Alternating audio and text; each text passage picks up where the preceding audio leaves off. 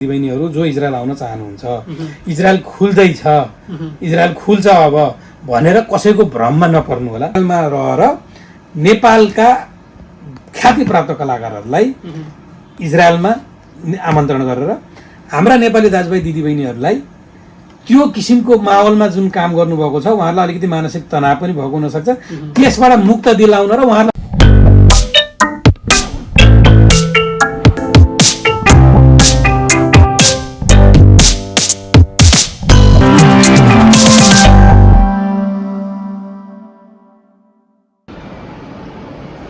काठमाडौँमा रहेको त्रिभुवन अन्तर्राष्ट्रिय विमानस्थलबाट मात्र बाहिरिने नेपालीहरूको जमात पछिल्लो समयमा लुम्बिनी प्रदेशको भैरवा स्थित गौतम बुद्ध अन्तर्राष्ट्रिय विमानस्थलबाट पनि बाहिरिँदै गर्दा हजारौंको संख्यामा त्यो जमात बढिरहेको छ।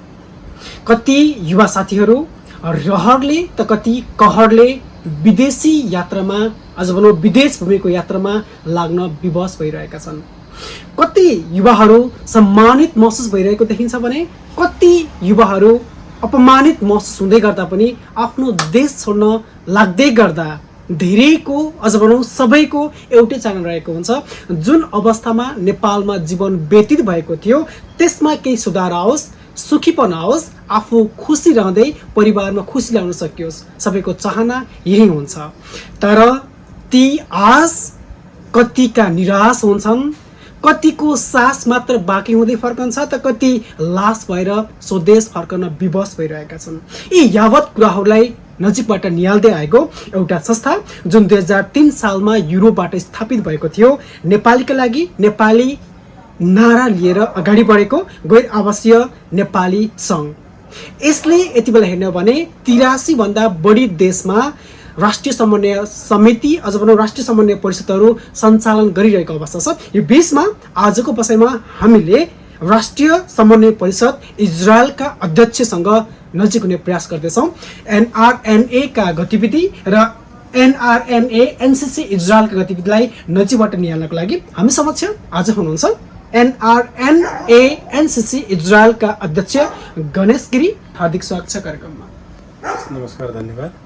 यो बीचमा तपाईँहरू माझमा भेषराज पाण्डे रहँदै गर्दा मैले आज गणेश गिरीलाई सुन्न खोजिरहेको प्रसङ्ग भनेको एनआरएनए र एनआरएनए एनसिसी इजरायल। सबैभन्दा पहिला एनआरएनए जसले आम नेपालीलाई समेट्ने प्रयास गरिरहेको छ र तपाईँ विगत लामो समयदेखि विदेशको यात्रामा हराउँदै गर्दा यसका गतिविधिलाई नजिकबाट निहाल्दै र आयोजक पनि बन्दै आइरहनु भएको छ। वास्तवमा यो एनआरएनए को आवश्यकता हो अर्थात् रहरले स्थापना गरिएको संस्था हो, तपाईँको बुझाइमा के हो? धन्यवाद, राम्रो प्रश्न गर्नुभयो। 2003 मा पक्कै पनि यो रुसबाट, मस्कोबाट हाम्रो सुरु भएको थियो यो अभियान, र यो अभियान सुरु गर्नुको मुख्य उद्देश्य भनेको रहरले नभई बाध्यताले विदेशिएका नेपालीहरूलाई त्यसको जसरी विदेशिएका छन्, विदेशमा पुगिसकेपछि उनका कतिपय ठाउँमा श्रम शोषण भएका छन्, कतिपय ठाउँमा उहाँहरूलाई चाहिँ दुःख पीडाहरू परेको छ, कतिपय बिमारी भएर उपचार गर्न नसकेका अवस्थाहरू छन् र ती अवस्थाहरूमा नेपालीका निम्ति, नेपालीका लागि नेपाली भनेर भनिसकेपछि एउटा व्यक्तिले, एउटा नेपालीले अर्को नेपालीलाई परेका विभिन्न समस्याहरूमा समूहगत रूपमा दुःख पीडाहरूलाई कम गर्ने, साथ सहयोग सपोर्ट गर्ने, उहाँहरूको चाहिँ राहत, उहाँहरूलाई चाहिँ तत्काललाई राहत पुर्याउने उद्देश्यले स्थापना गर्न खोजिएको हो। र त्यो कार्य गर्दा गर्दै फेरि अर्को एउटा कुरा के देखियो भने विदेशीले नेपालबाट विदेशिसकेपछि विदेशमा गएर विभिन्न राष्ट्रहरूमा बसेका नेपालीहरूलाई एकताबद्ध गर्न सकियो, एक सूत्रमा जोड्न सकियो भने र तिनले सिकेका सिप, तिनले आर्जन गरेको सम्पत्ति पुँजी जो छ त्यसलाई देश विकासमा टेवा पुर्याउन सकियोस्, त्यसमा चाहिँ अग्रसर हुँदै नेपालका विभिन्न क्षेत्रमा चाहिँ यसले चाहिँ लगानी गर्ने अथवा विभिन्न क्षेत्रलाई चाहिँ विकासको चाहिँ टेवा पुर्याउने र नेपालमा साथ सहयोग गर्ने जस्ता गतिविधिहरू पनि अगाडि बढाउनको निम्ति यो अग्रसर छ। भन्ने गर्दा मातृभूमिलाई कुनै न कुनै तरिकाले फाइदा पुर्याउनको लागि, अझ भनौँ त्यही मातृभूमिलाई टेकेर आफूलाई यौवन अवस्थामा पुर्याए पश्चात विदेशको यात्रामा लागेकाहरूका समस्यालाई नजिकबाट निहाल्दै समाधान गर्नको लागि स्थापित यो संस्थाले तपाईँले भने जस्तै काम गर्यो गरेन भन्ने कुरा गर्दै जाउँला। यो बीचमा अवस्थामा नेपालको लागि फाइदा हुने गतिविधि भएका छन् त? 2003 सालदेखि अहिलेसम्म हेर्ने भने करिब करिब 19-20 वर्षको समय भइसकेको अवस्था छ। तपाईँलाई के लाग्छ? पक्कै पनि यो बिचको समयमा नेपालमा जति धेरै ठुला आपद विपदहरू आइपरेका छन्, जस्तै हेरौँ 72 सालको भूकम्प जाँदाखेरि एनआरएनले राम्रो सपोर्ट गरेको थियो र यसको उदाहरण यहाँहरूलाई छँदैछ। यहाँहरूमाझ जुन भूकम्पको केन्द्रबिन्दु उद्गम स्थल थियो गोर्खाको भारपाक, त्यहाँ चाहिँ नमुना बस्ती पनि निर्माण गरिसकेका छ। यो पनि एनआरएनकै देन हो। र अन्य क्षेत्रमा पनि स्वास्थ्य क्षेत्रमा पनि जब लकडाउन भयो, कोरोनाको कहर थियो, त्यो समयमा लकडाउन भयो, स्वास्थ्य सामग्रीहरूको अलिकति अभाव भयो र स्वास्थ्य हाहाकार धेरै समस्याहरू आए। त्यसमा पनि एनआरएनले गैरावासी नेपाली सङ्घले धेरै चाहिँ टेवा पुर्याएको थियो र विभिन्न क्षेत्रमा त्यसरी सहयोग गर्ने क्रममा सुविधा सम्पन्न स्वास्थ्य सामग्री अन्तर्गतै पर्ने गरी मोबाइल बस, जसले चाहिँ ब्लड डोनेसन उठाएर एउटा चाहिँ रेड क्रसलाई दिने अथवा हस्पिटलमा पुर्याउने सङ्कलनको लागि हिसाबले चाहिँ त्यो अलिकति युरोप अमेरिकाको जस्तो त्यो त्यहाँ जसरी गरिन्छ त्यस्तै हिसाबको चाहिँ पक्कै पनि एउटा बसलाई धेरै नै महँगो पर्छ र त्यस्तो किसिमको चाहिँ दुईटा एउटा चाहिँ चितवनलाई र एउटा सुदूरपश्चिमलाई दिइसकेको छैन। प्रत्येक प्रदेशलाई चाहिँ एनआरएनले प्रत्येक वर्ष एउटा दिने योजना अन्तर्गत पनि छ र मलाई जस्तो लाग्छ अब यो वर्ष पनि आउँदैछ। यसमा चाहिँ केन्द्रको मात्रै नभइकन हर एनसिसीहरूको राष्ट्रिय परिषदहरूको पनि यसमा चाहिँ संलग्न छ, जसरी हामी पनि त्यसैमा अन्तर्गत जोडिएर त्यसको चाहिँ एउटा हिस्सा हामी पनि भएका छौँ। हामी हाम्रो सामाजिक क्षेत्रमा जुन सारिएका हातको बारेमा कुराकानी गर्दै गर्दा लगानीको कुरा पनि जोडिन्छ नि। कहिले कहिले एनआरएनएहरूले टन्नै कमाए र तर त्यो कमाइलाई स्वदेशमा लगाइएन भन्ने खालको एउटा आरोप भनौँ अथवा भनौँ यो कुराकानी, यसलाई कसरी तपाईँले एनालाइसिस गर्न चाहनुहुन्छ? त्यो चाहिँ भन्दामा सुन्नमा आएका कुराहरू छन् र मलाई जहाँसम्म लाग्छ देखिने गरी लगानी गर्ने पक्षमा चाहिँ यो मलाई जहाँसम्म लाग्छ भने के छ भने हाम्रो नेपाल सरकारको नीति नियम अन्तर्गत रहेर जुन विदेशिएका नेपाली छन् उनीहरूले चाहिँ रहरले नभई बाध्यताले विदेशिएका हुन् र आफ्नो मातृभूमिबाट विदेशी सकिएपछि एउटा के प्रावधान छ भने हाम्रो नेपालको संविधानले नियमले कानुनले दिएको कुरा विदेशी सकिसकेपछि हाम्रो अर्को देशको नागरिकता लिइसकिसकेपछि त्यो हाम्रो देशको नागरिक स्वत खारेज हुने भएको हुनाले आफ्नो देशको नागरिक नरहने भएको हुनाले उसले लगानी गर्ने र उसले गरेका लगानीहरूको सुरक्षाको प्रत्याभूति सरकारले दिनुपर्ने। किनकि जुन व्यक्तिले बाहिर विदेशी नागरिकले लगानी गर्छ भने त्यो गरेको लगानी उसको सुरक्षित हुने वातावरण अहिलेसम्म मलाई जहाँसम्म लाग्छ नेपाल सरकारसँग यही विषयमा निकै धेरै चाहिँ छलफलहरू नेपालीहरूको लागि लगानी मन्त्री वातावरण नेपालमा बन्न सक्यो भने लगानी नभित्रिने भने बीचमा एउटा नागरिकता विधेयक पनि चर्चाको विषय बनिरहेको छ। यो 2 पटकसम्म प्रतिनिधि सभाबाट पारित हुँदै पनि राष्ट्रिय सभाबाट पारित भएको तर राष्ट्रपतिले फिर्ता ल्याएकोलाई फेरि प्रतिनिधि सभाबाट पारित गर्ने काम भएको छ। बीचमा धेरै कुराहरू जोडिएका छन्, कति जायज कति अजायज भनिएको छ। तपाईँ जस्ता एनआरएनएहरूको लागि कतिको फाइदाजनक अथवा बेफाइदाजनक के छ? यो विषयमा मैले तपाईँलाई एउटा मात्रै के भन्न चाहेँ भने यो जुन नागरिकताको विषय छ, गैरावासी नेपालीहरूलाई दोहोरो नेपालको नागरिकता पनि दिने र विदेशी नागरिकता पनि रहन पाउने जुन अधिकारको व्यवस्था गरिएको छ यो चाहिँ स्वागतयोग्य कुरा हो। र ती हिजो पनि नेपाली थिए, रहरले होइन बाध्यताले विदेशिएका थिए र विदेशमा गएर पनि फेरि हामी नेपाली हौँ र हामी नेपालमै केही गर्न चाहन्छौँ, हाम्रो जन्मथलो हो, हाम्रो चाहिँ संस्कार संस्कृतिसँग हामी जोडिएका छौँ र हामी यसलाई चाहिँ छोड्न चाहँदैनौँ। विदेशी बाध्यताले विदेशी पनि भन्ने हिसाबले जुन हिसाबले आएको छ त्यो चाहिँ स्वागतयोग्य कुरा हो। अन्य यसमा सुनिएका बुझिएका कुराहरू जुन राजनीतिक हिसाबका कुराहरू छन्, यी राजनीतिक हिसाबका कुराहरू यिनी राजनीतिक पार्टीहरूले बुझुन् र देशको निम्ति देश र जनताको निम्ति भनेर जुन चाहिँ उहाँहरूले चाहिँ एउटा फोस्रो नारा लगाइरहनु भएको छ नेताहरूले, त्यो विषयमा उहाँहरूले नै जिम्मेवारी लिनुपर्ने र यदि नेपाल देशको निम्ति आघात हुने किसिमको चाहिँ त्यो विधेयकमा प्रावधानहरू छन् भने त्यसलाई चाहिँ खारेज गरिनुपर्छ र गैरावासी नेपालीहरूको हकमा छन् र गैरावासी नेपालीहरूलाई राम्रो हुने र उनले नेपालमा लगानी गर्ने अथवा नेपालको समृद्धिमा हातेमालो गर्ने किसिमका प्रावधानहरू छन् भने त्यसलाई चाहिँ स्वागत योग्य भन्नुपर्छ। तपाईँको कुरा अनुसार त केही गरी वर्गीकरण गर्न सक्ने हो भने गैरावासी नेपालीलाई वर्गीकरण गर्न सक्ने हो, बाध्यताले नै विदेशमा बस्दिरहेको हो भने उसले पाउने, अझ भनौँ रहरले गर्दा नेपालले त्यागेको हो भने नपाउने भन्ने कुरा तपाईँको मनसाय हो कि भन्ने जस्तो लाग्यो? नै, त्यो चाहिँ होला कसै कतै कोही व्यक्तिहरूलाई कसैलाई चाहिँ तपाईँको आशय त्यो हो कि मेरो आशय त्यो होइन होला कसै कुनै व्यक्तिहरू रहरले गएका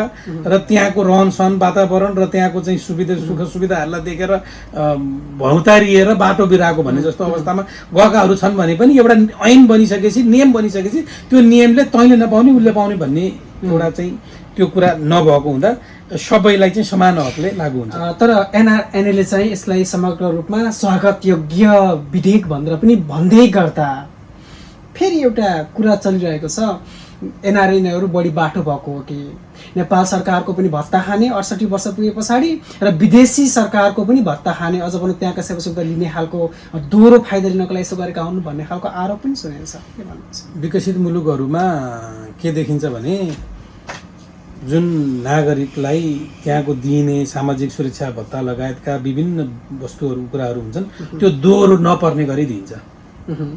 यसको यसको चाहिँ एउटा सिस्टम प्रणाली विकास गर्नु पर्यो। नेपाल सरकारले त्यसलाई चाहिँ हेर्नु पर्यो, नियमन गर्ने निकाय हुनु पर्यो। दुवै तर्फबाट लिएको छ छैन होइन र कतै पनि लिएको छ कि छैन भन्ने यो नेपाल सरकारले गर्ने र नेपाल सरकारको जिम्मेवारीमा पर्ने कुरा हो, ताकि यसले दोहोरो किसिमको के अरे चाहिँ सुख सुविधा उसले लिनुपर्ने सुविधाहरू दोहोरो लिएको छ कि छैन भन्ने। यदि दोहोरो परेको छैन भने विदेशबाट उसले लिएको छैन र नेपालमा बस्न चाहन्छ, विदेशी नागरिक भए पनि अब म नेपालमै बस्न चाहन्छु भन्ने हिसाबले आउँछ भने उसले नेपाली चाहिँ नागरिक सरहको सुविधा पाउनु पर्यो।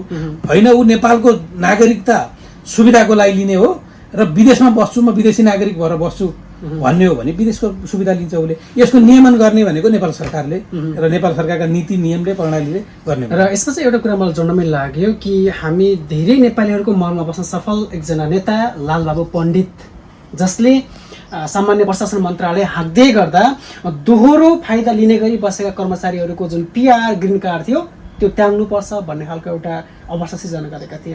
यसलाई धेरैले स्वागत गरेका थिए। यो बिचमा जुन अलिको प्रसङ्ग जोडिएको छ यसलाई पनि विभिन्न तरिकाले एनालाइसिस गरिएला र सत्य तथ्य के हो भन्ने बारे बुझेला। तर एनआरएनए प्रतिको यो लक्ष्य पुरा गर्नको लागि विधेयक ल्याइन्छ भने आपत्तिजनक नहोला। यदि स्वदेशकै हितको लागि भनेर जबरजस्ती ल्याउने प्रयास गरिएको छ भने सम्बन्धित निकाय चनाखो बन्नै पर्छ कि दुर्गामी यसको असर के होला। र धेरैले यो पनि भन्दै आइरहेका छन् कि एकपटक यस्तो समय आउन सक्छ जति बेला नेपाललाई भारतको एउटा स्टेट हो कि होइन भनेर जनमत सङ्ग्रह गराउन लगाइन्छ र गराए पश्चात धेरैले बहुमतले भारतको स्टेट हो भनी प्रमाणित गर्ने, अझ भनौँ यसलाई बहुमतले पारित गर्ने समय नआउला भन्न सकिन्न। कसैको आशंका यो सत्य साबित नहोस्।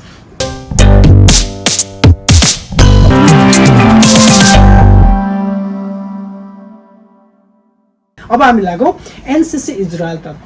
राष्ट्रिय समन्वय परिषद इजरायलको तपाईँ अध्यक्ष रहँदै गर्दा तपाईँको दोस्रो कार्यकाल चल्दैछ। हजुर, यो मेरो पूर्ण कार्यकाल हो। अघिल्लो मैले चाहिँ करिब आधा पछि चाहिँ कार्यवाहक अध्यक्षको रूपमा चाहिँ सञ्चालन गरेँ। यो मेरो दोस्रो कार्यकाल हो। यो चाहिँ मैले पूर्ण कार्यकाल चलाउन पाउँछु यो 2 वर्षलाई। यसै गरी धेरै कति 2007 मा इजरायलमा स्थापना भएको विभिन्न आरोह अवरोहहरूलाई पार गर्दै हामी पनि कति अहिले 2022 चल्दैछौँ भने अब 1 वर्ष मेरो चाहिँ कार्यकाल छ। गणेश गिरीले तेस्रो कार्यकाल किन नपाउने? संविधानमा नआयो, हाम्रो विधानमै प्रष्ट के गरिएको छ भने एकजना व्यक्तिले 2 कार्यकाल चलाउने। मेरो हकमा त मैले कार्यवाहक भएर चलाएको अघिल्लो कार्यकाल होइन, यो कार्यकाल मेरो पूर्ण कार्यकाल हो है। अध्यक्षमै मैले निर्वाचित भएर चलाएको भनेको यो मेरो दोस्रो कार्यकाल हो, के अरे पहिलो कार्यकाल हो। र अघिल्लो कार्यकाल भनेको मैले अध्यक्षज्यूले कुनै केही त्यस्तो परिस्थिति सिर्जना आइलाग्यो र उहाँले राजीनामा दिइसकेपछि 1 वर्षपछि मैले कार्यवाहक अध्यक्षको रूपमा त्यो 1 वर्ष कार्यकाल पूर्ण गरेको थिएँ। र हाम्रो विधानले दियो भने पाउन सकिन्छ र बस्न पनि सकिन्छ। त्योभन्दा पनि इजरायलमा धेरै साथीहरू हुनुहुन्छ, धेरै साथीहरूले एनआरएनलाई माया गर्नुहुन्छ। एनआरएन संस्था चाहिन्छ, बचाउनुपर्छ, यो संस्थालाई चाहिँ अगाडि बढाउनुपर्छ भन्ने सोचका साथीहरू हुनुहुन्छ। एनआरएनए एनसिसी इजरायललाई माया गर्ने भएर दोस्रो कार्यकाल पाउनुभयो कि? इजरायलमा धेरै साथीहरू हुनुहुन्छ जसले एनआरएनए आवश्यक छ, एनआरएनलाई राख्नुपर्छ अथवा एनआरएन हुनुपर्छ भन्ने जुन साथीहरू धेरै हुनुहुन्छ। उहाँहरूले पनि मौका पाउनुपर्छ, उहाँहरूले पनि संस्थालाई चलाउन पाउनुपर्छ र उहाँहरूले पनि संस्थालाई चाहिँ अगाडि बढाउने, सरस्वतीलाई उन्नति प्रगतिमा लैजाने वातावरण बन्नुपर्छ, उहाँले पाउनुपर्छ भन्ने मान्यता, त्यो हिसाबले मैले एक कार्यकाल चलाइसकेपछि अन्य साथीहरूलाई नेतृत्व दिएर उहाँहरूले चाहिँ फेरि अगाडि बढाउनुहुन्छ भन्ने यो मेरो आशय त्यो हो। कि एनसिसी इजरायलमा अध्यक्षता हाँक्न सक्ने युवाहरूको जमात कम भएर दोस्रो कार्यकाल पाउनुभएको नै धेरै साथीहरू हुनुहुन्छ एनसिसी इजरायललाई चाहिँ चलाउन सक्ने हैन, उहाँहरू धेरै साथीहरू हुनुहुन्छ। त्यस्तो त्यो कोही नभएर तपाईँले अब पाउनु भयो र चलाउनु भयो भन्ने कुरा भन्दा पनि मैले एक कार्यकाल पुरा कार्यकाल चलाउन पाइनँ। म वरिष्ठ उपाध्यक्ष थिएँ र मेरो अध्यक्षज्यूलाई केही समस्या पऱ्यो, उहाँले चाहिँ राजीनामा दिनुभयो। दिइसकेपछि मैले 1 वर्ष कार्य चलाएँ, न मैले चाहिँ आफ्नो नेतृत्वमा कुनै केही काम गर्ने अवसर पाएँ, न अध्यक्षज्यूले उहाँले पाउनुभयो। त्यो कार्यकालमा गर्न त धेरै उल्लेख्य काम गरिए र पनि त्यसमा चाहिँ कुनै केही नभएको कि नेपालको राजनीतिको एउटा लत यता पनि बसेको हो कि जबसम्म म तबसम्म म भन्ने खालको? अहिलेसम्म त्यस्तो किसिमको विदेशमा भएका राजनीतिक पार्टीका संस्था बाहेकमा है, राजनीतिक पार्टीका संस्था बाहेकमा इजरायलमा धेरै सङ्घ संस्थाहरू छन्। अहिले त इजरायलमा नेपालीहरू अलिक कम हुँदै गएको हुनाले केही सक्रिय सङ्घ संस्थाहरू कम छन् है, नत्र 2008-9 को 10 को पिरियडमा इजरायलमा धेरै संस्थाहरू थिए। 40-41वटा करिब 50वटाको हाराहारीमा संस्था पुगेका थिए र राजनीतिक पार्टीका संस्था, राजनीतिक पार्टीहरू स्थापना भएको पनि अहिले 3-4 वर्ष 4-5 वर्ष हुँदैछ राजनीतिक पार्टीहरू स्थापना भएको। यी राजनीतिक पार्टी स्थापना नहुँदाखेरि विभिन्न सङ्घ संस्थाहरूमा मै हुनुपर्छ भन्ने त्यस्तो किसिमको मान्यता राख्ने, त्यस्तो किसिमको चाहिँ अहमता लिने, मै हो सर्वेसर्वा भन्ने किसिमका कोही पनि व्यक्तिहरू देखिएन। र राजनीतिक पार्टी स्थापना हुनभन्दा पहिलाका जति संस्था थिए ती सबै सामाजिक परोपकारी र नेपालीकै निम्ति, नेपालीकै हक हितको निम्ति स्थापना गरिएका संस्थाहरू थिए। धेरै उल्लेख्य काम गरिएका भएका छन् ती संस्थाहरूबाट। गणेश गिरी आए पश्चात एनसिसी इजरायलमा केही नयाँपन आयो, अथवा भनौँ नेपाली जो इजरायलमा रहेका छन् उनीहरूले केही नयाँ कुराको अनुभूति गर्न पाए? हामीले 2015 मा जुन एउटा कार्य समिति बनेको थियो एनसिसी इजरायलको, त्यो कार्य समितिले इजरायलमा रहेका नेपाली दिदीबहिनीहरू तथा दाजुभाइ, स्वभावैले इजरायलमा धेरै दिदीबहिनीहरू हुनुहुन्छ कामको रूप सिलसिलामा आएका, किनकि महिला दिदीबहिनीहरूको धेरै बाहुल्यता पनि छ यहाँ र विभिन्न रोगहरू, कसैलाई क्यान्सर, कसैलाई के यस्ता किसिमका रोगहरूबाट हाम्रा दिदीबहिनीहरू चेलीबेटीहरूलाई चाहिँ अलिकति समस्या पर्न थालिसकेपछि 2015 मा एनआरएनए एनसिसीले क्यान्सर पीडित महिलाहरूको निम्ति एउटा उहाँहरूलाई बसेर खाना पुग्ने, घर भाडा तिरेर त्यो महिनालाई खाना, आफूले महिनाभरिलाई खाना पुग्ने किसिमको चाहिँ व्यवस्था एनआरएनले गरेको थियो 2015 मा। त्यो गर्ने क्रम गर्दै गर्दा हामीले एनआरएनले एउटा राम्रो कोषको स्थापना गरेको थियो। त्यो कोष चाहिँ जुन स्थापना भएको कोष 2019 को कार्यकालका साथीहरू 19 मा आइपुग्दाखेरि त्यो कोष एउटा चाहिँ एनआरएनले अक्षय कोष भनेर स्थापना गरिदिएको थियो।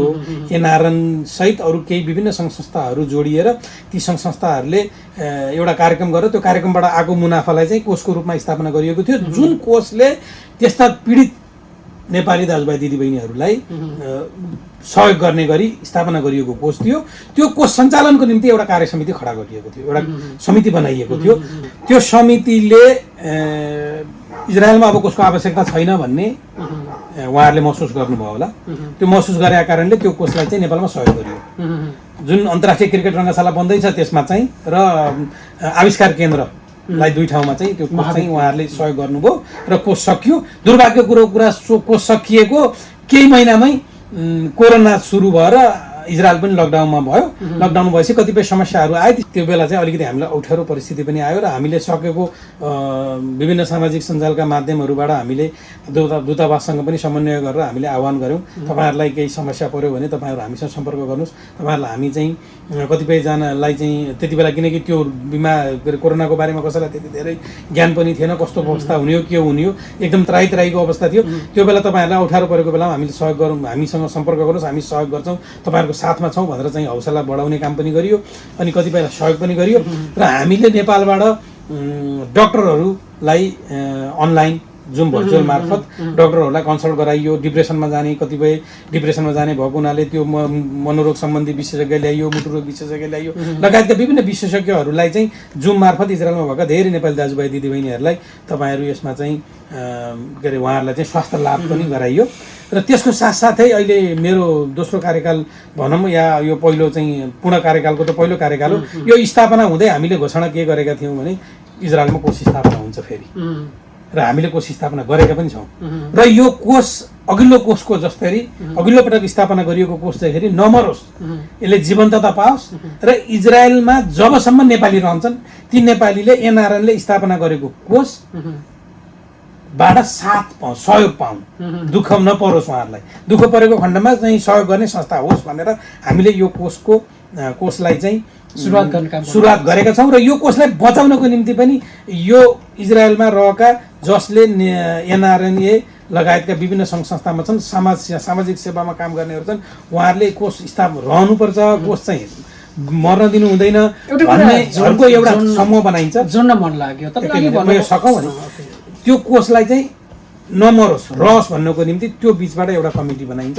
र त्यो कमिटी भनेको इजरायलमा रहन्जेलसम्म रहन्छन्, जुन व्यक्तिहरू इजरायलमा रहन्छन् त्यो कमिटीमा रहेका उनीहरू रहन्छन्। र कोही व्यक्ति हट्यो भने फेरि परिपूर्ति गरिन्छ, त्यसको पदपूर्ति गरिन्छ, गर्दै गरी यो कोषलाई चाहिँ जीवन्त राख्ने गरी एउटा समय अगाडि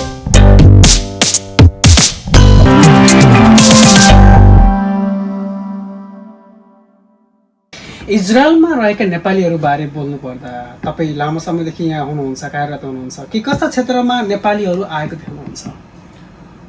इजरायलमा सुरुवाती चरणमा इजरायलमा 2002-03को बेला इजरायलमा कृषिमा चाहिँ काम गर्ने गरी नेपालीहरू आएको पाएँ मैले।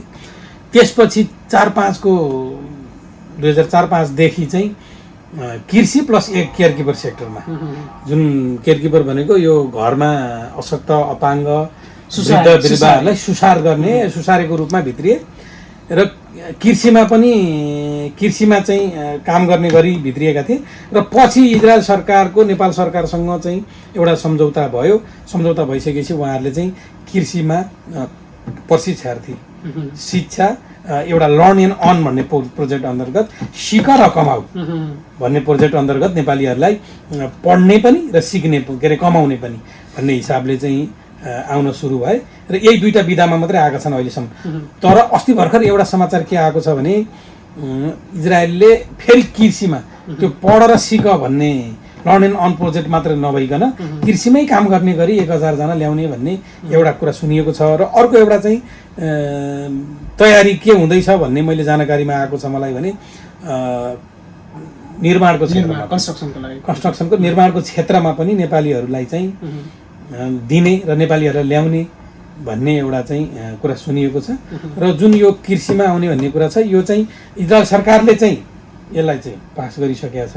हाम्रो अब श्रम मन्त्रालय र अन्य चाहिँ रोजगार विभाग होला के त्योसँग सम्बन्धित जुन हाम्रा चाहिँ निकायहरू छन् उहाँ त्यहाँबाट जति सक्दो हाम्रो नेपालबाट त्यो निकायबाट समन्वय भएर इजरायल सरकारसँग समन्वय हुन सक्यो भने छिटो भित्रिन्छन्, ताकि यो अहिले जुन के अरे यो चाहिँ G2G को एउटा छ नि सरकार प्रक्रिया छ नि, यो प्रक्रियामा करिब चाहिँ 1175 जना ल्याउनु पर्नेमा अझै 400 हाराहारीमा आइसकेका छन् र बाँकी आउन बाँकी। अब मैले मेरो जानकारीमा आएसम्म अब 200-300 जना जति बाँकी छन् भन्ने जानकारीमा आएको थियो मलाई। अब त्यसलाई ल्याउनलाई पनि जति अलि लामो समय लाग्यो त्यो समय नलागोस्। यो चाहिँ त्यो समय लाग्नुमा चाहिँ नेपालले इजरायललाई नै देखाउँछ भने इजरायलले चाहिँ प्रक्रिया नेपाल सरकारबाट हुनुपर्ने प्रक्रियाहरू ढिलो भयो भन्छ। त्यो हुनुमा नेपालमा फेरि छिटो छिटो सरकार परिवर्तन हुने र मन्त्री परिवर्तन हुने भएको कारणले गर्दाखेरि पनि भएको हो कि भन्ने लाग्छ। त्यो भएर म यहाँबाटै तपाईँकै यो च्यानल मार्फत एउटा कुरा के भन्न चाहन्छु भने नेपालमा भएका नेपाली दाजुभाइ दिदीबहिनीहरू जो इजरायल आउन चाहनुहुन्छ, इजरायल खुल्दैछ, इजरायल खुल्छ अब भनेर कसैको भ्रममा नपर्नु होला। जबसम्म आधिकारिक रूपमा खुल्दैन तबसम्म तपाईँहरू कसैको भ्रममा नपर्नु होला र कसैलाई पैसा दिने काम पनि नगर्नु होला, किनकि भोलि तपाईँहरूले दुःख पाउनुहुन्छ त्यो भयो भने। त्यो भएर आधिकारिक रूपमा कहीँबाट चाहिँ नेपाल सरकारको श्रम तथा रोजगार विभागबाट सूचना निस्किनु पर्यो अथवा चाहिँ वैदेशिक रोजगारबाट सूचना निस्किनु पर्यो, इजरायल सरकारले चाहिँ अथवा इजरायलको चाहिँ दूतावासले सूचना निकाल्नु पर्यो र हो त्यो आधिकारिक सूचना आएपछि मात्रै जानेर चाहिँ त्यो पनि प्रक्रिया एउटा होला, प्रक्रिया अन्तर्गत जानु होला। कुनै व्यक्तिले इजरायलबाट म पैसा मान्छे मगाउँछु, म ल्याउन सक्छु, यति पैसा लाग्छ भन्ला त्यो भ्रममा नपर्नु हुन पनि म यही मार्फत चाहिँ सबैजनालाई चाहिँ आह्वान गर्न चाहन्छु, जानकारी दिन चाहन्छु। भन्नुपर्छ कसैले बिचमा रहेर त्यो एउटा मेडिएटरको रूपमा काम गर्न खोज्दै गरिरहेको छ भने आशंका चाहिँ उत्पन्न हुन सक्छ, उत्पन्न गराउनु पनि पर्छ भनेको तपाईँको रह्यो। भनेपछि समग्र रूपमा हेर्ने हो भने नेपालबाट इजरायलमा रहेकाहरूले गर्ने काम भनेको चाहिँ केयर गिभर, यानि कि सुसारेको रूपमा काम गरिरहेका छन्। तथापि यदाकदा अब एग्रिकल्चर र कन्स्ट्रक्सनमा ल्याउने तयारी भएको भन्ने कुरा आइरहेको छ बाहिर। त्यो कुरा चाहिँ एग्रिकल्चरमा आएर पनि काम गर्नुभएको धेरै पहिला आएर गर्नुभएको जिटुजीबाट हुने प्रक्रिया, जिटुजी अब हुने प्रक्रियामा चाहिँ यही नै देखिएको छ। र पहिला चाहिँ आएर पनि गरिसक्नुभयो, नेपाल कृषिमा काम गरेर धेरैजना फर्किनुभयो गरेर, केयर गिभरमा त गरिरहनु भएको छ।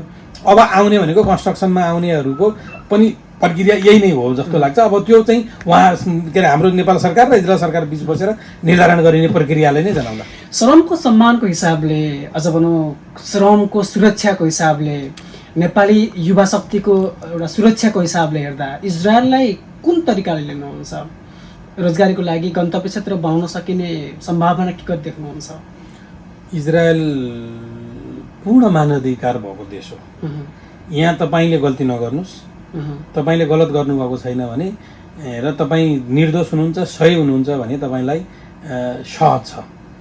अहिले हामी राति 11 बजे 10 बजेपछि अँध्यारो भइसकेपछि सडकमा हिँड्यौँ भने इजरायलका चेलीबेटीहरू सडकमा एक्लै हिँडेको पनि भेट्न सकिन्छ। राति 12 बजे एउटा लेडिजले चाहिँ ड्राइभ गरेर हिँड्दै गरेको पनि भेट्न सकिन्छ। किनकि यहाँ चाहिँ सुरक्षा पनि राम्रो छ, अनि मानवाधिकार पनि एकदम पूर्ण भएको देश छ, र श्रमको उच्च मूल्याङ्कन भएको देश छ। तपाईँले यो काम गर्नुभयो भनेर तपाईँलाई त्यो कामको खिचिटिउरी गरिँदैन, नेपाली भाषामा भन्नुपर्दा खिचिटिउरी गरिँदैन, छि यस्तो काम गर्ने भनिँदैन, ताकि बाटो सफा गर्ने त्यो बाटोको फोहोर टिप्ने पनि र अझ बढी सम्मान दिइन्छ। कम्पनीको म्यानेजर, ठुलो कम्पनीको म्यानेजर अथवा भनौँ राजनीतिज्ञ भनौँ अथवा चाहिँ नगर प्रमुख ठुलो व्यक्ति दुवैजना एउटा टेबलमा बसेर खाना खान्छन्। तर हाम्रो नेपालमा त्यो अवस्था छैन, किनभने ऊ चाहिँ ठुलो यो तल्लो भन्ने। यहाँ श्रमको एकदमै सिधा सम्मान गरिन्छ र तपाईँले सही काम गर्नुभयो, तपाईँले एकदम राम्रो श्रम गर्नुभयो, इमान्दारीपूर्वक गर्नुभयो भने त्यसको चाहिँ अवश्य पनि मूल्याङ्कन पाउनुहुन्छ। त्यो भएको हुनाले नेपालीहरूको लागि अलिकति बढी यो चाहिँ जुन अरब देशहरूभन्दा अलि बढी पारिश्रमिक पनि पाउने अनि सम्मान पनि मिल्ने, र त्यो भएको हुँदा यसलाई चाहिँ नेपालीहरूको निम्ति यो चाहिँ एउटा गन्तव्यको रूपमा पनि, श्रमको गन्तव्यको रूपमा पनि रहन सक्ने सम्भावना देखिन्छ। औसतमा एकजना नेपालीले कति मासिक पारिश्रमिक कमाउन सक्छ? यहाँ सरकारी नियमअनुसार त $1000 देखि $1500 नै हो। यहाँको सरकारको जुन रेट तोकिएको छ त्यो रेट अनुसार त्यति नै हो। र यो प्रत्येक इन्डिभिजुअल रूपमा घरमा काम गर्ने भएको हुँदाखेरि प्रत्येकका आफ्ना सुविधा सेवा सुविधा पनि हुन्छन् त्यसमा। त्यो भएको हुनाले कोहीले बढी पनि कमाउन सक्छन्, कसको कमै पनि हुन सक्छ।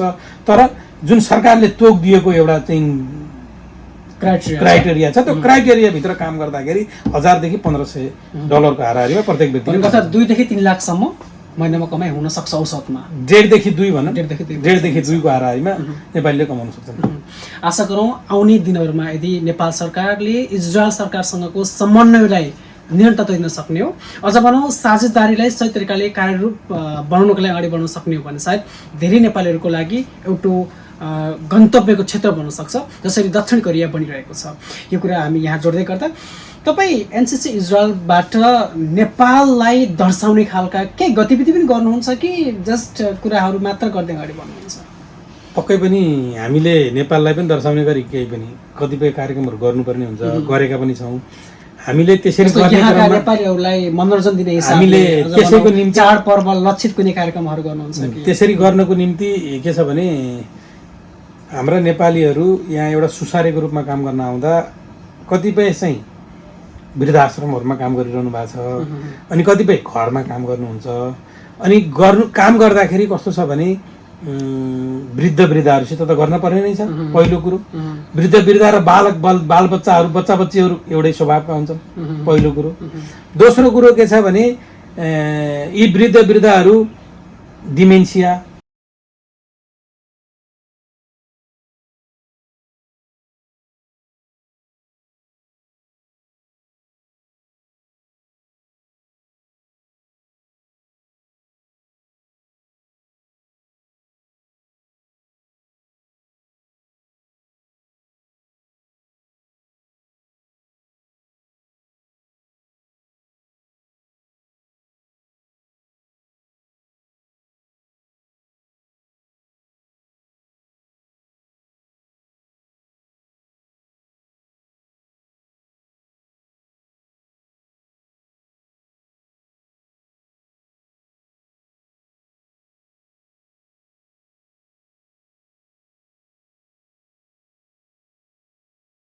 भन्नुको अर्थ घर देशबाट परदेश हुँदै गर्दा त्यो गाउँघरको रमाइलोपनलाई, त्यो गाउँघरको आभास दिलाउनको लागि त्यही गाउँघरका कलाकारलाई ल्याएर यहाँका नेपालीहरूलाई मनोरञ्जन दिने काम पनि गर्दै अवश्य पनि भन्नुको अर्थ नेपाली कला संस्कृतिको जागिर्ना गर्ने काम पनि गरिरहनु भएको छ र नेपाली कलाकारको सम्मान पनि भइरहेको छ र नेपाली जो नेपाललाई सम्झिरहेका छन् अझ सम्झाउने प्रयासमा पनि लागिरहनु भएको छ। अवश्य पनि। यसमा अर्को कुराकानी के जोड्छु म तपाईँलाई भने हाम्रो संस्कार र संस्कृतिलाई पनि यसले टेवा दिइरहेको छ। किनकि हामीले गर्ने कार्यक्रमले जुन कलाकारहरूलाई हामी निम्त्याउँछौँ अथवा हामी उहाँहरूलाई बोलाउँछौँ, उहाँहरूले हाम्रो कला संस्कृतिलाई अझ उजागर गर्नुहुन्छ, विश्वभर चिनाउने काम गर्नुहुन्छ होइन, पहिलो कुरो। अनि दोस्रो कुरो हाम्रा यहाँ भएका जुन दिदीभाइ दाजुभाइ दिदीबहिनीहरू हुनुहुन्छ उहाँहरूलाई मनोरञ्जन पनि हुने भयो होइन, र हाम्रो एउटा संस्कार पनि बच्ने भयो फेरि है, हाम्रो कला संस्कृति पनि त बच्ने भयो नि। त्यो कला संस्कृति पनि हामीले चाहिँ त्यसलाई चाहिँ जगेर्ना गरिराख्न पाउने भयो र एउटा कलाकारले पनि आफ्नो जीविका जुन कला प्रदर्शन गरेर कमाउने आफ्नो जीविका चलाउने हो, त्यो जीविका उसले चलाउन पनि पाउने हो। र त्यस पछाडिको अर्को मुख्य पाटो भनेको के छ भने त्यो कलाकारहरूलाई ल्याएर यहाँ कार्यक्रम गरिसकेपछि अथवा यो कार्यक्रम गरेर जुन मुनाफा उठ्छ अथवा त्यो कार्यक्रम गरेर सबै खर्च कटाएर बचेको केही चाहिँ हिस्सा हुन्छ, त्यो हिस्साले देशमा चाहिँ सामाजिक कार्यमा पनि लगाउन पाइयो। सबैतिरबाट चाहिँ राम्रो छ। यो बिचमा अर्को पनि तपाईँले गर्नुभएको अथवा गर्न सकिने अथवा गर्दै आउनुभएको काम हुनसक्छ कि रोजगारीको सिलसिलामा इजरायलमा रहँदै गर्दा श्रम स्वीकृतिका कुराहरू भयो, पासपोर्ट हराउने अथवा रिन्यू गर्ने पर्ने कुराहरू लगायतका कुराहरू गर्नको लागि राजदूतावास त यहाँ छ, तर नेपालीहरूको पारा त्यही त हो नि, मै हुँ भन्ने, म हाकिम हुँ भन्ने एउटा सोझो गाउँको अनपढ युवा जो रोजगारीको लागि बाहिर आएको छ उससँग नजिक हुन पनि अनुमति लिएर एकदम पर्खेर बस्नुपर्ने, जो बोल्नै डराइरहेको हुन्छ उसलाई पनि मानौ कि एउटा बाघले शिकार गर्न खोजिरहेको अवस्थामा जसरी हेरिरहेको हुन्छ त्यसरी हेर्ने खालको प्रवृत्ति यता हुँदै गर्दा ती काम गर्न आएकाहरूले दुःख भोग्नु परेको छ कि अथवा उनीहरूको ती दुःखलाई तपाईँले नजिकबाट निहाल्नु भएको छ अथवा छैन? त्यस्तो किसिमको अवस्था अहिलेसम्म इजरायलमा आएको छैन। जति पनि आफ्ना समस्याहरू परेर दूतावासमा पुग्नु भएको छ, प्रक्रिया पुगेकाहरूले त्यसको सुविधा लिनु भएकै छ। आफ्नो उहाँहरूले चाहिँ पाउनुपर्ने सुविधा र चाहिँ हाम्रो राज्यले दिनुपर्ने हक अधिकारका कुराहरूलाई अहिलेसम्म कोही वञ्चित भयौँ भनेर के अरे आवाज आएको सुनिएको छैन र त्योबाट वञ्चित नहुन्, उहाँहरूलाई त्यसबाट वञ्चित नगरियोस् र दूतावासले दिनुपर्ने राज्यले दिनुपर्ने सेवा सुविधाहरू दूतावास मार्फत विदेशमा रहेका नेपालीहरूले पाउनुपर्छ भनेर हामीले बार दूतावासमा पनि यो विषयमा चर्चा गर्ने हामीले कतिपय कुराहरूलाई दूतावास जोडेर र यहाँ भएका नेपाली दाजुभाइ दिदीबहिनीलाई पनि साथमा राखेर अन्तर्क्रिया गर्ने कार्य पनि गरिरहेका छौँ। त्यो भएको हुनाले कोही चाहिँ त्यस्तो वञ्चित हुनुहुन्छ भन्ने मलाई प्रश्न सन्दुक पछाडिको एउटा मात्र कारण के हो भने नेपालमा चाहिँ यो खालको परिपाटी चल्दै आएको छ लामो समयदेखि कि दूरदराजका गाउँका बस्तीका व्यक्तिहरू सहरमा रहेको एउटा विभाग एउटा मन्त्रालयमा गएर सजिलै बोल्न पनि सक्दैनन् र बोल्ने खालको वातावरण पनि सिर्जना गरिएको हुँदैन। तर विदेशमा त्यो हुँदैन, अघि पनि भनिसकेका छौँ, बाटो सफा गर्ने होस्, टोयलेट सफा गर्ने होस् अथवा एउटा भनौँ न ठुलो अफिसको हात पनि किन्न होस्, सबै बराबर नै हुन्छ। त्यो नेपालीपना यहाँ झल्कियो भने त तपाईँ हामीलाई गाह्रो पर्ला, अझ तपाईँ हामी भन्दा बोल्न नसक्नुको लागि झन् गाह्रो पर्ला भन्ने हिसाबले मैले प्रश्न उठान गर्न खोजेको मात्र थिएँ। हामी अन्तिममा छौँ। गएर अवश्य नेपाली सङ्घबारे कुराकानी गर्दै गर्दा अझ भनौँ एनसिसी इजरायलबारे कुराकानी गर्दै गर्दा हेरिरहनुभएका दर्शकवृन्दमध्ये केहीले चाहना राख्न सक्नुहुन्छ कि म पनि यसको सदस्यता लिउँ, अझ भनौँ के प्रक्रिया पुऱ्याउन सक्ने हो भने म एनसिसी इजरायलमा आबद्ध हुन सक्छु भन्ने केही सोचिरहनु भएको छ भने अरूको लागि के भन्नुहुन्छ? अन्तिममा छौँ हामी। यो पक्कै पनि हामी जस्तै रहरले नभई बाध्यताले विदेशिएका नेपालीहरूको संस्था हो। नेपालीका लागि नेपाली नै भन्ने नारा पनि छ यसको। जुन व्यक्ति या विद्यार्थीको रूपमा भित्रिएको होस् या भिजिटरको रूपमा भित्रिएको होस् या काम गर्न रोजगारीको रूपमा भित्रिएको होस् या त्यहाँको नागरिकता पाएर पिआर पाएर भित्रिएको होस्, उसले 180 दिन विदेशमा बिताइसकेको छ भने त्यो व्यक्तिलाई हाम्रो विधानले स्वतः गैर आवासीय नेपालीको सदस्य दिन मिल्ने गरी चाहिँ विधानले चाहिँ व्यवस्था गरेको छ। र अहिलेको पछिल्लो पिरियडमा इजरायलमा भित्रिएका हाम्रा नेपाली दाजुभाइ दिदीबहिनीहरू पनि यसको सदस्य बन्न सक्नुहुन्छ। तपाईँहरू आउनुहोस्, हामीसँग जोडिनुहोस्, संस्थासँग जोडिनुहोस् र तपाईँहरूलाई खुसी छ, खुसी हुनुहुन्छ, तपाईँहरू खुसी साटौँ तपाईँहरूलाई पीडा छ, समस्या छ, त्यसमा हातेमालो गरौँ र बचेको समय अथवा बचेको केही छ, केही बचाउन सकिन्छ, केही गर्न सकिन्छ भने मातृभूमिकालाई पनि गरौँ, ताकि हामी जस्तै गरी रहर नभई बाध्यताले हाम्रा सन्ततिहरू फेरि विदेशिनु नपरोस्। त्यो अवस्था सिर्जना गर्न तपाईँ हामीलाई हात छ, तपाईँ हामीलाई मेहनत गरौँ र भावी सन्ततिलाई त्यो के कति दर्ता शुल्क प्रक्रिया अनलाइन प्रक्रिया हो कि फिजिकल भेट? अहिले हाम्रो चाहिँ अहिले नयाँ सिस्टम सुरु भइसकेको छ। अघिल्लो कार्यकाल अघि गत वर्षदेखि त यो पुरै अनलाइन सिस्टम छ। अघिल्लो वर्षदेखि त तपाईँले आफ्नो सदस्यता आफै भर्न सक्नुहुन्छ। हामीले अहिले दिएको सदस्यतालाई पनि फेरि हामीले अनलाइनमै चाहिँ रूपान्तरण गर्नुपर्ने हुन्छ, किनकि त्यसको आवधिक सुरक्षित रहोस्। उहाँले खोज्दाखेरि वेबसाइटमा आफ्नो सदस्यता सबै, आफ्नो बायोडाटा सबै भेटियोस्। त्यो हिसाबले अहिले चाहिँ एकदम पारदर्शी रूपले चाहिँ गरिएको छ र केन्द्रले चाहिँ निर्धारण गर्छ केही शुल्क। त्यो शुल्कको आधारमा रहेर हामीले केन्द्रले डलरमा चाहिँ निर्धारण गर्यो भने $5, $7, $10 त्यसको हिसाबले चाहिँ उहाँ निर्धारण गर्यो भने त्यसको अनुपातमा चाहिँ इजरायली पैसालाई चाहिँ कन्भर्ट गरेर हामीले चाहिँ त्यसलाई चाहिँ लगाउँछौँ। हामी अन्तिममा छौँ, नेपाललाई फेरि सम्झने प्रयास गरौँ अन्तिममा कि लामो समयदेखिको राजनैतिक उतार चढाव पश्चात केही न केही परिवर्तन देखिएको हो कि भन्ने खालको देखिएको छ, तथापि अझै पनि किचल रहिरहेको छ। सङ्घीय गणतन्त्रमा प्रवेश गर्यो, तथापि चल्ला कि नचल्ला भन्ने आशंका बढिरहेका छन्। चलिहाले पनि प्रदेश सरकारको के अर्थ त, किन खोलियो भन्ने खालका प्रश्न पनि रहिरहेका छन्। यो बिचमा देश विदेश खाएको एकजना गैर आवासीय नेपालीको नाताले के सजाब सल्लाह दिन चाहनुहुन्छ नेपाल सरकार हाँक्न खोज्नेहरूको लागि, हाँकिरहेकोहरूको लागि, ताकि भोलिका दिनमा 10-15 हजार मासिक रुपियाँ कमाउनको लागि एकजना नेपाली व्यवस्थाले विदेशिन नपरोस्? के भन्नुहुन्छ? यो राजनीतिक भनेको एउटा फोहोरी खेल जस्तो लाग्छ मलाई है।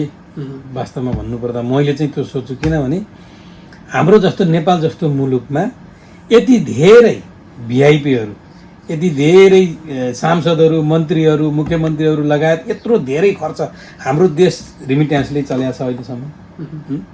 हाम्रो देशले चाहिँ देशमा चाहिँ कल कारखानाहरू भएका बन्द भइसक्यो, उद्योग धन्दाहरू बन्द भएका छन्, रोजगारको व्यवस्था छैन र देश चाहिँ यो अवस्थामा हुँदाखेरि यत्र धेरै राजनीतिक पार्टीहरू, यत्र धेरै नेता राजनीतिक पार्टीका ती चाहिँ यिनीहरूलाई पाल्न देशले धान्न नसक्ने अवस्था भएको हुँदा देशको व्यवहार जति भार परेको छ देशलाई, त्यो भार कम हुने गरी एउटा प्रणाली, एउटा सिस्टम विकास भएर त्यो सिस्टम बनाउन सक्ने हो भने कमसेकम भोलि हामी जसरी चाहिँ धेरैलाई चाहिँ 10-15 तपाईँले भने जस्तो 10-15 हजार कमाउनुको निम्ति घर छोडेर, परिवार छोडेर, बालबच्चा छोडेर, कतिपय देखिएको छ कि 4 वर्षको बच्चा चाहिँ बाउको खुट्टा समातेर विदेश जान चाहिँ नजा भनेर चाहिँ एयरपोर्टमा तानेर बसेको छ, तर बच्चालाई चाहिँ फालेर हिँड्नु परेको छ। भोलि त्यो अवस्था नआओस्, ताकि विदेशीहरू हाम्रो देशमा चाहिँ काम गर्न पुगुन्। इजरायलकै हिसाब गर्ने हो भने इजरायल यत्रो सानो देश छ, जनसङ्ख्या अझै 1 करोड पुगेको छैन, 90 लाखको हाराहारीमा यहाँको जनसङ्ख्या छ। नेपाल मात्रै होइन यहाँ रोजगार गर्न आउने, एउटा नेपाल देश मात्रै होइन, भारत त्यत्रो ठुलो देशका मान्छे पनि यहाँ रोजगारी गर्छन्, थाइल्यान्डका रोजगारी गर्छन्, फिलिपिन्सका रोजगारी गर्छन्, श्रीलङ्काका रोजगारी गर्छन्, भियतनामका गर्छन्, मालदिप्सका गर्छन्, युरोपियन कन्ट्रीका उज्बेकिस्तान, मोल्दोभा लगायतका यो रुसी कन्ट्रीहरू गर्छन्, दक्षिण अमेरिका कोलम्बोका यहाँ रोजगारी गर्छन्। किन त भन्दा यहाँको शासन प्रणाली लगायतका पारदर्शी छन्, भ्रष्टाचार छैन। सबभन्दा ठुलो कुरो भ्रष्टाचार छैन। भ्रष्टाचार रोक्न पर्यो, सुशासन ल्याउन सक्नु, यति गर्न सक्यो भने यो नेपालीहरू विदेशिनु पर्ने व्यवस्था हुँदैन भन्ने मेरो चाहिँ हुन्छ। समय दिनुभयो, आभार व्यक्त गर्दै बिदा गर्न चाहन्छु। हस्, धन्यवाद। दर्शकवृन्द, पक्कै पनि हामी यही भन्दै आएका छौँ, नेपाल एउटा प्रकृतिको सुन्दर उपहार हो। यो उपहारलाई सही तरिकाले सदुपयोग गर्न सक्ने हो र यस्तै सुशासनको मार्गतर्फ लाग्न सक्ने हो भने साँच्चीकै नेपाल स्वर्गको टुक्राभन्दा फरक छैन। हरेक कुरामा सुन्दर छ, हरेक कुरामा राम्रो छ। व्यवस्था चेन्ज गर्न खोजिएको छ, अवस्था चेन्ज भएको छैन। यो परिपाटी बन्द गर्न सक्ने हो भने सायद जसरी नेपालीहरूले रोजगारीको लागि, अध्ययनको लागि विदेशतिर गइरहेका छन्, आउने दिनमा विदेशीहरू सोही लक्ष्य अनुसार नेपालमा आउन सक्छन्। त्यसको लागि जहाँ छौँ त्यहीँबाट सुशासनको लागि कदम चालौँ, आवाज उठाउँ र दण्डहीनता अन्त्य गर्नको लागि लागि परौँ। तपाईँ सबैको समय शुभ बितोस्। नमस्कार।